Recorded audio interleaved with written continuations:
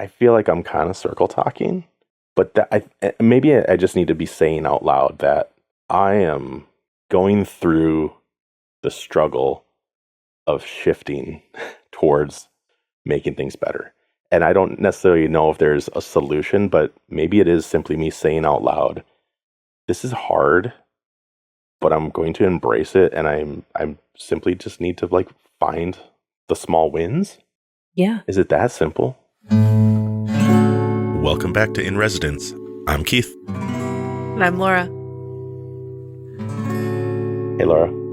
Hi, Keith. How are you? I'm doing well. How are you? Doing good. I told you to look at some sections of Seth Godin's This Is Strategy. You did. Sections 58 through like 64 is kind of what I looked at. Mm-hmm. And I kept looking on either side of that to see if I should include more. And I was starting to, so I just stopped. I'm like, okay, it's good enough. Prompted her, like, these are things that are on my mind. So I need you to maybe help me work through this. Okay. My words for the year, like my theme, is focused action. Yep. Right? I want to be focused. I want to have a bias towards action. That's going to help me move forward, right? And we've been talking about life design and stuff, and that bias to action is very key to me, I think, in moving forward, right? And your theme was grounded. Grounded. All three of those things are going around in my head, and I'm thinking of like, okay, these are very important for me in building the foundation that I'm seeking to build. So with those in mind, what was coming to me through one way or another, I was looking at number 58 in This Is Strategy, and that's the circle of now and the circle of us. What was really standing out to me was time. I feel like I understand the importance of it. And the thing that really stood out to me in that section, effort in the short run creates conditions for the long run. And it's like, yeah, the little things that we do every day build upon and create our tomorrow, right? Yeah. And I think I am gravitating towards that because I'm trying to work on the scaffolding, my schedule, and how I'm going to go about my days, right? Like, I'm a broken record. Like, this comes up all the time for me, right? Yep. And so I wrote down focused action and being grounded, having a foundation, right?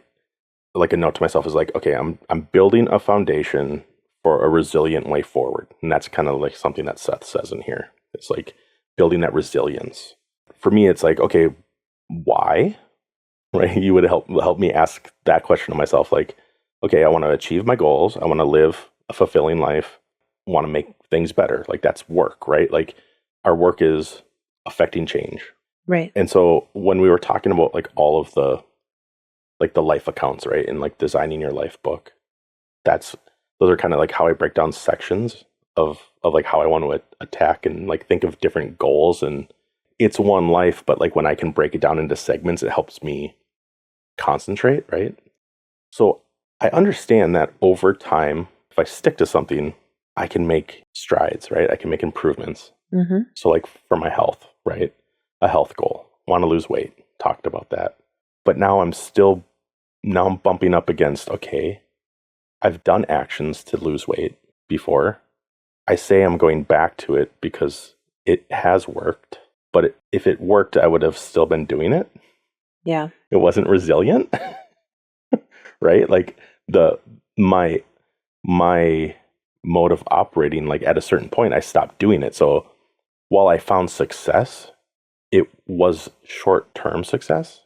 I think I understand that these short sprints stacked on top of each other will help me get to the goal I want to achieve.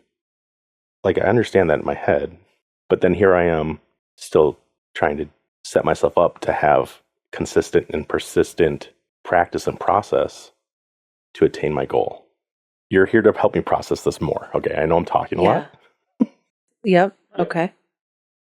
So the things in the rest of these sections, I feel like you're set up to help me utilize some of these things that come up. And I think specifically, he I don't know if you saw the one. I hope it was in there. It was the modern business plan. Mm-hmm. I feel like that in itself, that like list of 6 things, I could apply that to health goals. I could apply it to a hobby. I could apply it to work. You know, there, and it's a plan. So it's like you implement strategic plans, and I'm sitting here like, how are you married to me when it seems like I do not know how to implement a strategic plan? That's basically like almost what it feels like. Like I have all these notes, and I could sit and I could prepare of like how to maybe present this, but then I just realized like one of the points of us sitting down and talking is that I can talk through it instead of me trying to think through it. And I know, and we talk about writing it down is very helpful.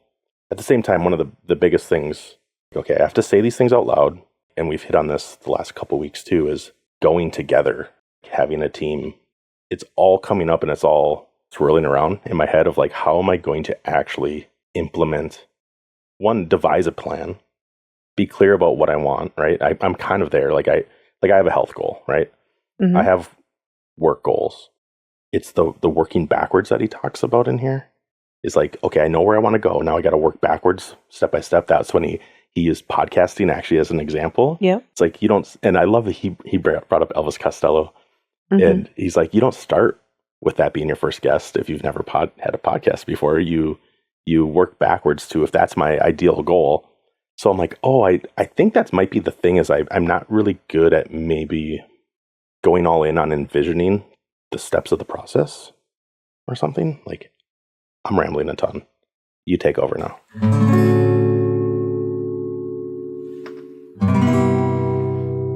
I'm not sure where to go. You said a lot. Okay, so there's a few things that came up for me. One of the first things, you talked about Section 58. Yeah.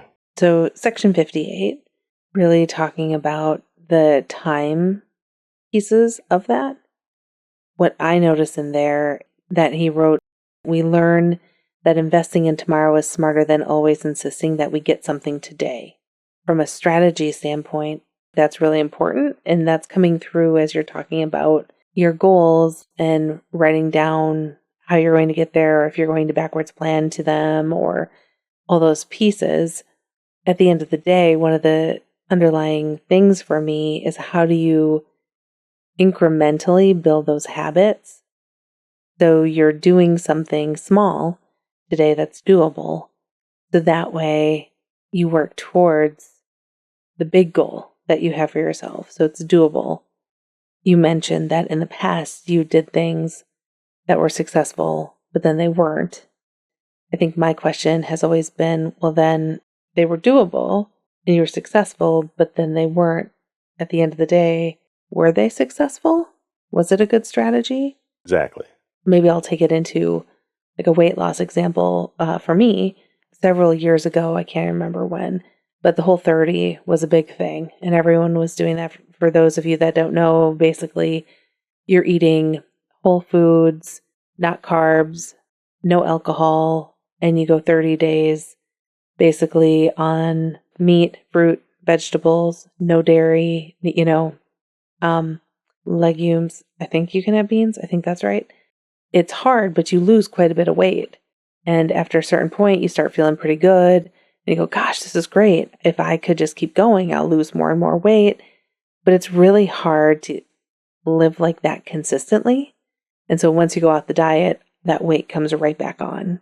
And insert any diet, right? Any diet. Yeah, any right. diet that you can't adhere to for the long run. Right. Right? Like, and that's kind of what I meant. It was, I'm like, I can do these short bursts, I can do these short runs. Yeah. But how do I turn that into the long run? Like, how do I, you know what I mean? Like, and I think it might be as simple as, mistakes are how you learn. Don't be so afraid of it falling off the rails and then starting up again, maybe? Mm-hmm. I don't know.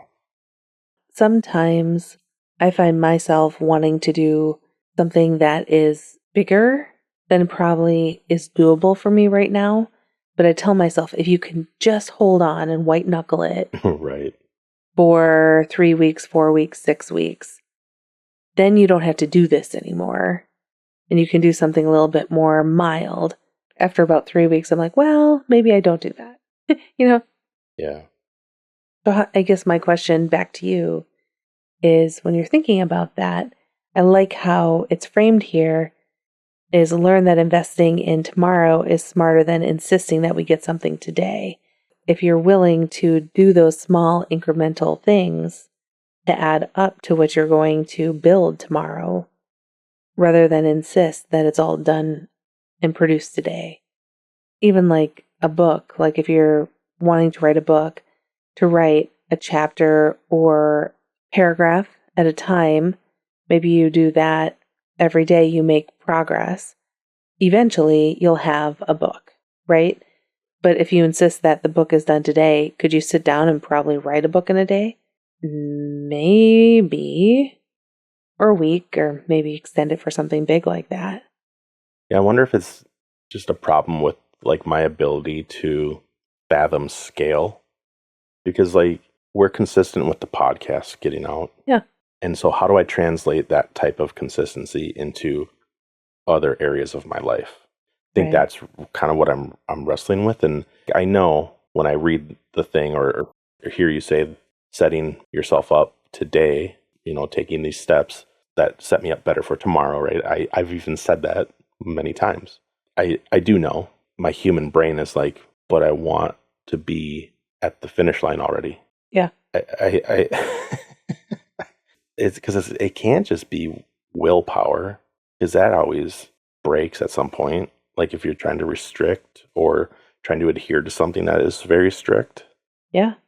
So I think I'm just like in a transition here where I'm going through a change, and it's simply hard. And like we talked about that, like doing hard things, right? And there's a part of me, the competitive part of me, that kind of can relish the thought of like doing hard things, right? And actually, my trainer, we were talking, and he's like, oh, that thing. He's like, oh, embrace the suck. And I'm like, yeah. I'm like, oh yeah. He said that. Yeah. And I mean, that's kind of because like when I'm lifting heavy weights, I enjoy it, but it is hard, and I don't necessarily enjoy it in the moment, or for a few moments after when I'm really tired. Mm-hmm. But I actually do enjoy it, Yeah. And so I feel like I'm kind of circle talking, but maybe I just need to be saying out loud that I am going through the struggle of shifting towards making things better. And I don't necessarily know if there's a solution, but maybe it is simply me saying out loud, this is hard, but I'm going to embrace it, and I'm simply just need to like find the small wins. Yeah. Is it that simple? I mean, I think small wins are really important. But I mean, to your point, I do think looking for what are those small steps and wins, that's tricky, because as humans, we definitely do a lot of wanting. Incentivizing? Well, or what? No, but I mean, I think we're looking for that instant gratification, the now. Yeah. Another thing Seth wrote was, the difficult part around long-term change is simple. That sort of effort is not now enough for most people. Yeah, I highlighted that. Yeah, I did too, because that tells me to make that long-term shift or change that's going to help you reach your health goals, is going to help you accomplish the work goal or project that you have. The hard part is that what feels kind of like you're dialing it in, or it's too small to make a difference, or it's just kind of an effort, you don't see the most immediate impact day to day, and so it doesn't feel good enough. Yeah. Oh, exactly. Right? I mean, like I highlight that because I'm like, yes, I get this. And even me saying, I get it. Don't focus on the immediate results. Have a longer view. Yeah. But then I still need to remind myself that even though I intellectually understand it, I still get in the feels of it's not good enough. Oh, right? Yeah, it's hard to even notice you're thinking. For me, it's hard for me to even notice that I'm thinking, oh, that's not good enough. Mm-hmm. let me give you an example. Even this week, I'm working on getting back into a consistent workout routine. Mm-hmm. And it feels like I'm always saying that on the podcast, but I was doing pretty good. I had the flu. I dialed it in, got, excuse, blah, blah, blah. Anyway, so I'm back to working on being more intentional about getting my sweat on because it's just helpful. Well, this week I decided I was going to work out twice. So that was my commitment. I knew it would be a little complicated because child 2 was coming and hanging out in Green Bay with me. And when he's there and when you're there and child 1's there, I want to be with you and hang out with you. So it's an interesting dynamic, right? Right. To not feel like you can take time for that. Self-care. Yeah. And so I can't remember what day it was, but I woke up and before I even left my bedroom, I have like a weight closet. So I put all the workout stuff away when you all aren't there. So the rowing machine goes in the laundry room.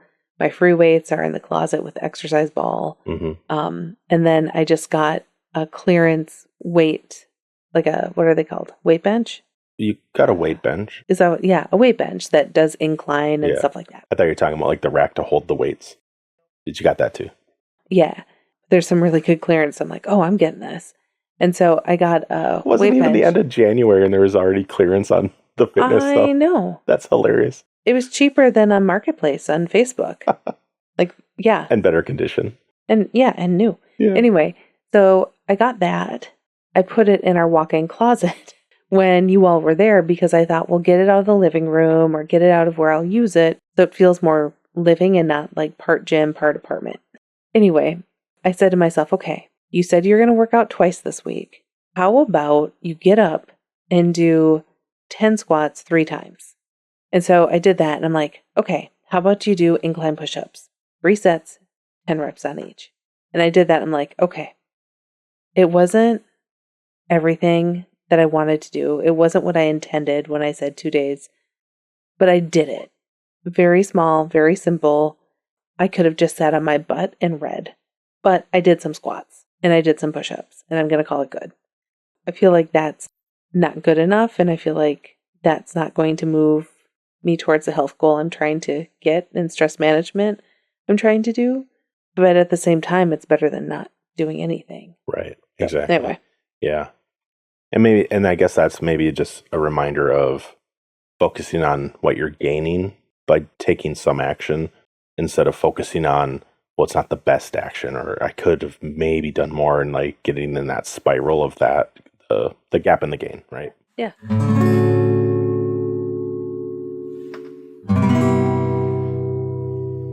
I'd ask you another. Yeah.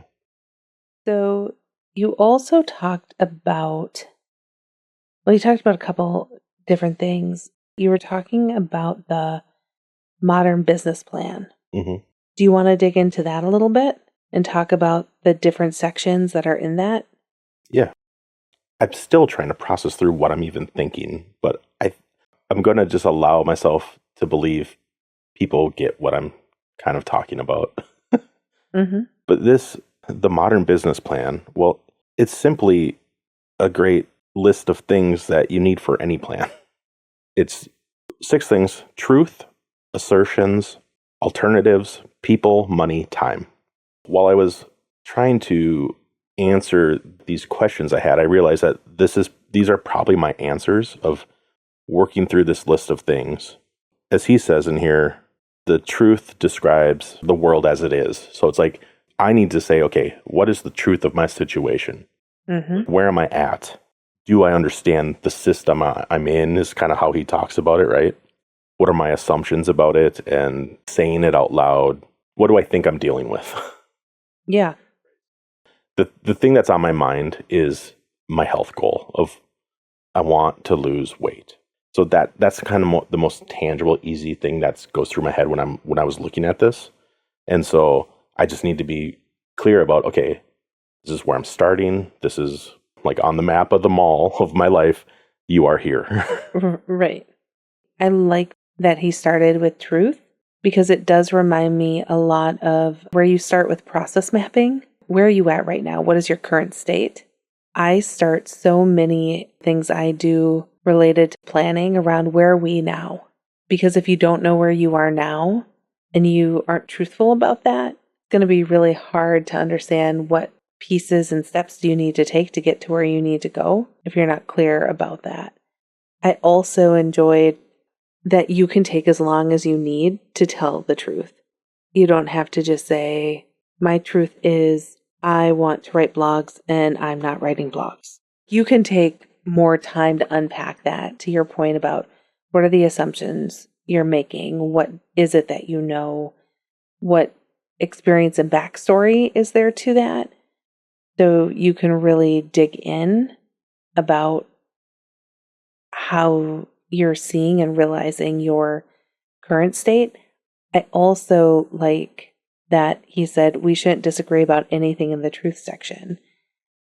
Personally, one thing that I work really hard at is when I'm, especially in journaling, I try and get things to the facts so I can take the emotion out of it too. Because I think sometimes we can write things that we tell ourselves are true in our heads as the voice is talking to us. Yeah. But when you write it down, you're like, oh, well, that's not exactly the truth or the facts. That is my emotional way of recalling it for myself. And that then brings with it different emotions of shame or sadness or disappointment. And that's not necessarily helpful if you're thinking like, okay, maybe like a statement you put in the truth is, I've never been able to lose weight the right way or something like that. Sometimes that can feel really true or something like that. But at the same time, the feelings that come with that are, can be shame, disappointment, doubt, right? I would say that point of we shouldn't disagree about anything in the truth section.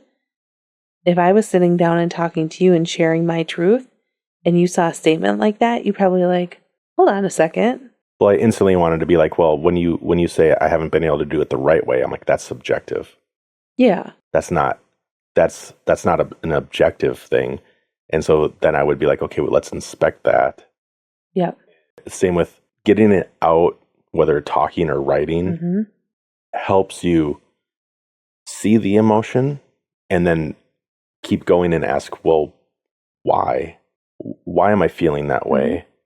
The why is usually a fact of, well, because X, Y, and Z, I'm sad, or X, Y, and Z, I'm tired. Yeah. Or, oh, why am I feeling so overwhelmed? It's like, oh, I didn't get enough sleep. Okay, well, yeah. And then maybe I am feeling that way. Yeah. That connects to me with like right before that. It's if you're not talking about the system or the status quo, it's not complete. And I think that just elicits the facts. Let's actually say what we're dealing with, not what we think or what we feel. Exactly. Right? I think he brings up later in other sections like intuition is not a great strategy. Like let's not fly by the seat of our pants. Let's actually be thoughtful and mindful about what we're seeing. Right. Because even if I was to go to writing a blog, but I'm not right now, I could say I'm not writing a blog because I think I'm a bad writer. I could also say currently I'm not writing a blog each week. I am working on believing I'm a good writer. Or, like there's other ways to maybe say that. Or anyway, you can cut that out. That's probably a bad example. I don't know. No, it's good. You got to work through it. Yeah. The status quo brought up for me, it's like, well, I'm not losing weight because of my status quo. The way I go about my day, I'm not injecting the things in my day into my schedule that would give me those outcomes.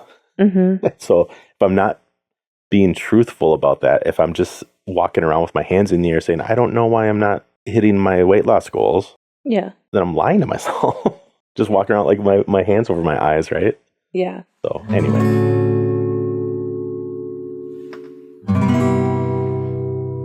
assertions, right? So that's the second section, yeah. right?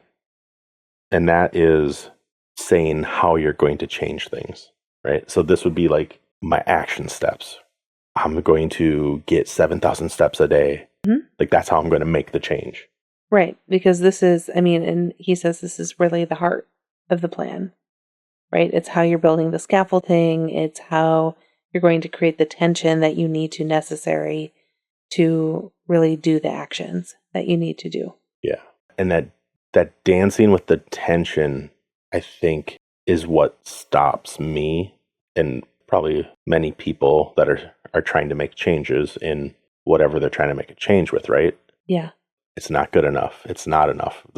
I only did 3 sets of 2 exercises this morning. That's not going to get me where I want to go. Well, sitting in bed and not doing anything isn't going to get you there either. So. Yeah. So how do you feel when you read, of course, this section will be incorrect. You will make assertions that won't pan out. How did you feel about that? I love it when he says stuff like that because it's okay to get it wrong, to reflect and then regroup. Like it comes up in a lot of different ways and in a lot of different things that I consume and read that help me get over the perfectionism. It doesn't have to be a perfect plan. It has to be a doable plan. Yeah. And then even in the doing, if I'm not getting the outcomes I want, that's why we build in a reflection so that we can, and that's why we write it down so that we can see that, oh, well, this is what I'm aiming for, but what I'm doing isn't getting me there. Oh, I need to adjust. And so that's what I get out of it. The flexibility, building flexibility into the scaffolding, into the system. That's going to get me where I want to go, right? Being able to pivot. Yeah. That's what I think of. I love that you're so positive about it. I saw that and I was like, wah, wah. Like I felt a little like, all right, create the tension, the scaffolding, get the plan. Get the right plan. Implement the plan. Perfect plan. Yeah. Get the goal. And then when it's like, of course, this section isn't going to be right and it's not going to pan out. And I'm like, wah, wah. So I felt like that at first. I mean, I do really like what is the alternative section, right? Is doing that pre-work and that pre-thinking about when it doesn't pan out. What are your plan B, C, D, right? Right, and that's all those pieces. And that's the whole point of the alternative section, right? That's the third section. But what if you don't get something right in there? Well, then you just make a new assertion. You just keep going? Yeah, that's the real work. Figuring out what works. Yeah. Like, that's life. That's everything that we're attempting to do is, and if it's already been figured out and you know how to follow a checklist, well, that's not what we're seeking to do. Like that's like AI. Like, yeah, I'm going to take full advantage of all the things that I know work. I'm looking at problems that are more nuanced, and like if there's already a solution, then great, it's solved. That can go into the to-do list, but I'm not quite there with my problems. Right.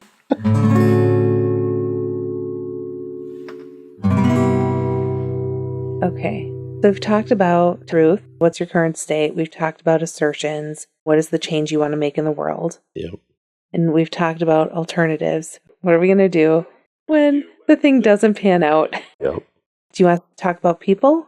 That's the fourth section. Who's coming with me? Right? Or who am I going to surround myself with? And here he talks about we're gonna focus on skills, resilience, and their track record. To me, it's like comes back to like stuff from like designing your life of let's build a team so that we can go about this journey together. Whether it's an accountability group, it's simply an impromptu friend group where you meet and have coffee and you can talk about things, right? Like we've talked about this, like that radical collaboration, still new to me, but I feel so much better about the course I'm on when I get to talk about it with another person and share it a little bit. Like even right here, like I started off pretty scattered because I have all these things and I even tried writing them down, but I'm just like, I don't know. Like I would have to take a really long time to flesh this out, but we created this space for us to have a conversation, because I think I benefit more saying it out loud instead of like, this is a little further removed from my head. Whereas like writing it on paper is good. Yeah. But I think having to force myself to say it out loud is another step beyond that helps me get clarity. Mm-hmm. So as you were talking about who's coming with you on this journey and who you're inviting on that journey with you, it made me think of a book that I read quite a while ago called The Energy Bus: 10 Rules to Fuel Your Life, Work, and Team with Positive Energy. ooh. I should probably reread it, but really it's talking about you are the driver of your bus is the whole concept. And so that is making me think of this, like you're driving that goal, right? Your plan, like you are the driver. And so your role is really to make sure that you're going in the direction that you need to go and that you're fueling that journey with positive energy. A big part of it has to do with people. It's really making sure that you're inviting people onto your bus that share your vision, that can help support and move things forward. That they also say, don't waste energy on people that don't want to get on the bus. Yeah. Don't let people be energy vampires, somebody that drains you and doesn't help you have the energy you need to go after your vision. Sorry, I just got chills like saying that, because we've all had people in our lives that we love dearly, right? Or care for as friends that you get really excited about and you're like, ooh, I'm doing this and da-da-da. And then they come on and they're like, oh, well, do you really want to do that? Because blah, blah, blah, right? It's like, wah, wah, wah, wah, wah. Those energy vampires. I always see that as they don't know they're doing it necessarily, but you're disrupting their world, their reality. Absolutely. By making a change. Yeah. And there's a program going off in their brain that says, stop them from shifting my reality. They can't change. That's not who I see them as. And it's like, yeah, stay away from that. you're that moving type their of person. cheese to go to another book, right? Who Moved My Cheese? Do you know that book? No, but I feel Are like you you brought it up serious? before. Like, oh gosh. in like one of the first 10 episodes. And I'm like, I don't know what you're talking about. Oh, I am so going to have you read it. And we'll do an episode on it. Okay. Because, I mean, I read it when I was in college. It's pretty old. It's pretty old. But it's just such a good lesson. We'll talk more about that later. But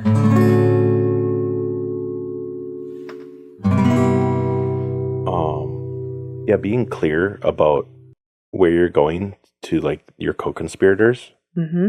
and that if they're not there for that ride, like, they can get on another bus. I really like that. Yeah. Isn't that a nice way to think about it? Because it's not being mean. It's not being exclusionary. It's just like, hey, I want to invite you along this ride with me. Do you want to go? Do you want to go? And if not, that's cool. And that's okay. But I'm not going to keep trying to, I'm not going to take my bus and ride alongside as you're walking down the street and be like, hey, get on the bus. I want you on the bus, you know? And that's okay, because you can still have relationships with them in different ways and with different things, but it just might not be the thing for you together, Yep. you know? So next section is money. Yep. So he goes, projects equal money plus time. How much do you need? How much are you going to spend? Yeah. And so for the things that, like, I'm talking about, for me, it's like, okay, what am I investing Mm-hmm. into this process? I got to be real about it. Because if I'm not investing enough time or money, let's say, I'm not going to get the results. Right. To me, that's just like another great, almost reiteration of, let's be real about what we have to work with and what we're going to put in to get what we're asserting, you know, or what we want. So, yeah, just to emphasize, because money is the section, but like you said, money plus time, and you remind me quite often that time is our greatest asset. mm-hmm. In this case, it might not be that you're looking at your bank account and saying like, okay, I want to lose weight, to use your example. I'm going to buy this. I'm going to pay for a trainer. I'm going to pay for a fancy private chef. That is one route you can go. You can also use another asset, which is your time. Yeah. And so it doesn't always have to cost a lot Right. financially. But being clear and real about, okay, can I invest in a personal trainer? Will I invest my money into buying these sorts of foods? Will I buy a new weight bench? Yeah, right. Will I buy some weights? Yeah. If the answer is no, I don't have that, it's like, okay, the plan has to shift to what can I do without that stuff? Right. I need more time because I'm probably going to be doing lots of body weight exercises. Or just knowing like, oh, I'm going to be doing body weight stuff. Okay, then I got to take more time and maybe research what are some great body weight exercises for upper body and lower body, Yeah. Or there's a lot of things you can do with bands. Exactly. Right? Bands are wicked. Oh, I have to say, so I'm doing physical therapy for my shoulders, for tension in them. And my physical therapist has given me some bands to do a variety of movements. You are right. They are wicked. Oh, I don't need to spend a couple $1,000s on some really expensive coat rack that I never use to lift weights with. No. It's like, oh, I need like one of those cloth covered booty bands. Yeah. Right. And it's like, oh, my muscles are on fire. And all I did was walk sideways with a slight bend in my knee. Yeah. It's amazing, actually. Yeah. But amazing. So you can be pretty creative.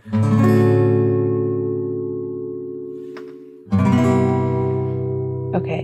And so then the last section, if you're good to move to that, is time. Mm-hmm.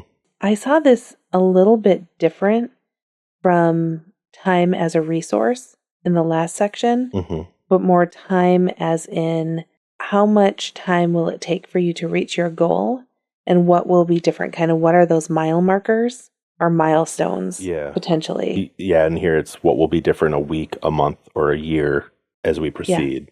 Yeah. And at the beginning, you were talking about where do you want to go and then start mapping backwards. Yeah. This would be a great place to do that of what is your goal. Exactly. And this is why when I started, I'm like, all this is going through my head because I was reading all of this and I'm like, it's all connected.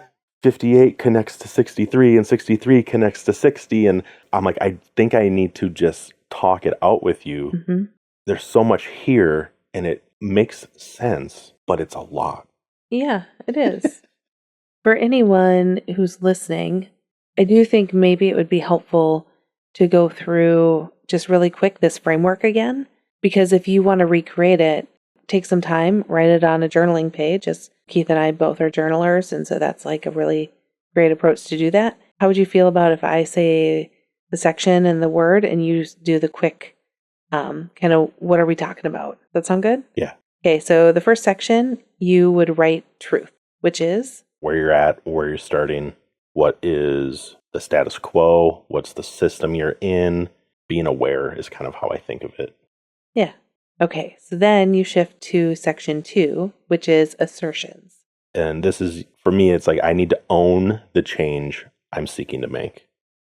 I need to be able to clearly state what I'm going to do and how I think my environment's going to respond to it is something that he kind of talks about. And I'm like, oh, that's like a step further. That's good for me to go beyond because, okay, once I put some energy into this direction, what's going to push back at me for the health? Okay, eating differently. Now what's going to push back? What are you giggling about? I'm laughing because I agree with everything you're saying. I was trying to get a really simple list for everybody.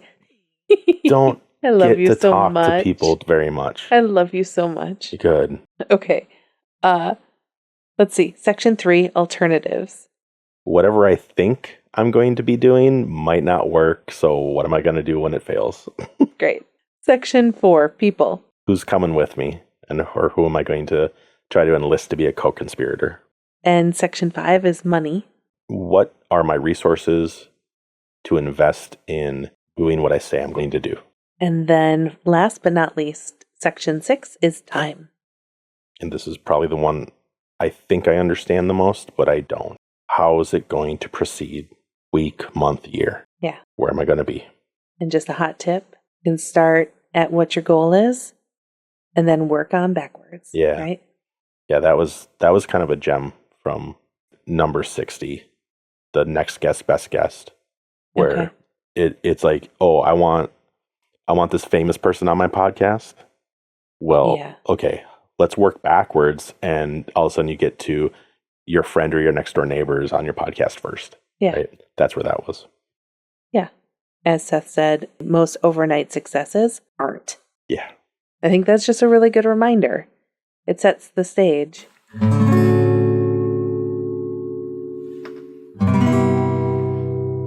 Okay, so I'm gonna geek out just for a second, and you're probably gonna go, "Oh my gosh." But that most overnight successes aren't, and I don't even know what the commercial is for, but you always give me grief because I watch commercials. You watch commercials? I know. They're showing all of these young kids and young race car drivers who have lost the race, who have crashed, who are, blood, sweat, tears. And they're basically, the whole point is they aren't giving up because someday they're going to be an overnight success. And basically, that's not exactly the case. They're telling the story that they might seem like they're overnight successful, but they've been putting in the blood, sweat, and tears all along and experiencing the disappointment, the highs, the lows. I see that commercial, I'm like, oh, I really like this. But I think that shows that overnight successes aren't. Yeah. Right? They're more rare than you ever think. Well, and it's because it's not true. The truth is people are working when you're not looking. And they get attention after they put in all this hard work. I can't remember where I heard this, but it's like an artist was talking about, I don't go into a classroom and show kids the work I'm doing today. I show them the work I was doing when I started, when I was like them. Because if you go and you show somebody what you can do after years of dedication and practice to develop your skill, right? That gap from where you are to where you think you're supposed to be, and it'll stop somebody before they've even had a chance, right? So we got to cultivate the truth of, this is where we're starting and this is how we're going to proceed, and failure is not only an option, but it's necessary to learn. And it should be something that we feel safe to do. We need to create the conditions that make it safe for us to learn. That's how it's supposed to be. That's how I wish I was defaulted to think that way, instead of having to sit here and talk with you for hours and hours upon hours, retraining my brain. But I'm glad I have the opportunity now to do it. Yeah. Messing up those sort of pieces can be really important. It's resilience. I actually was a little embarrassed. It might have been a couple weeks ago.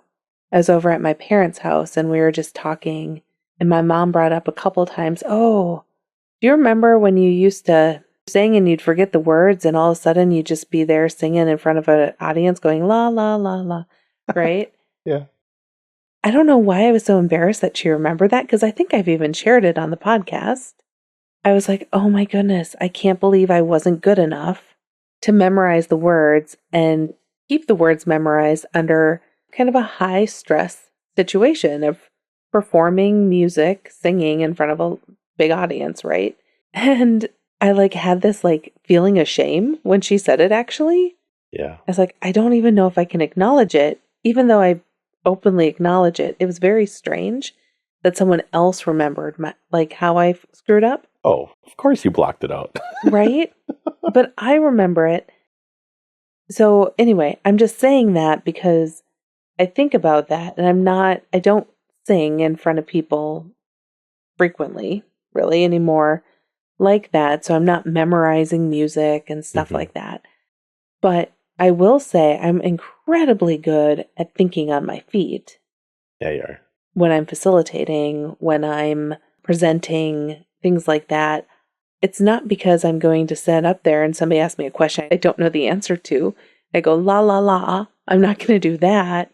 I've learned how to move from la, la, la to things like, that's a really good question. I don't know the answer, but I'd love to find that out. I show up in a way that's genuine, but I don't think I'd be able to do that if I hadn't had those experiences that were really embarrassing.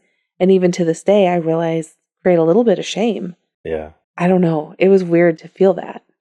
You learned from it.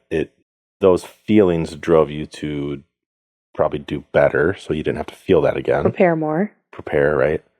But like another aspect of this, what game are we playing? Mm-hmm. And Seth talks about in this, let's understand what game we're playing so that it's not so personal if the decision we make doesn't end well. He'll say, if you have a poor outcome, it doesn't make you a bad person. It just means it didn't turn out well. Yeah. Right. And so that kind of comes up for me, and I'm like, oh, this is another example of where that mindset, it'd be so helpful in navigating tricky situations where, like, when I say like, well, that's not that risky, like that's in hindsight and I can say that, but like when you're the person on stage and everyone's looking at you, and to win the quote unquote game is for you to pull off a performance, it feels like there's high stakes. Yeah. So I don't mean to dismiss that at all, but getting to see that in the grand scheme of things now, how important it is versus like the health and well-being of your family, right? Yeah. Where if you can do that, you know, but like when you're a young kid, it's like, there's nothing worse than being embarrassed. Because you want to. I love that we're bringing up shame and embarrassment again. Well, I will say, I can't remember when it was. It might have been this morning. I had just a spark of an idea. I'm like, I think Keith and I should do an episode on shame.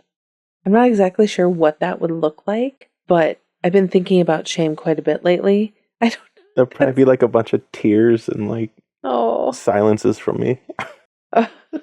Or nervous giggling. Yeah. And we wouldn't have to either. It's just a very interesting emotion. Oh, yeah. Maybe we could pair it with Brene Brown or something like that because she's one of the leading shame researchers, right?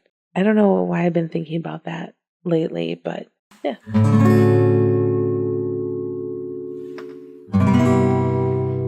So I don't know if I've helped you get any further on your strategy.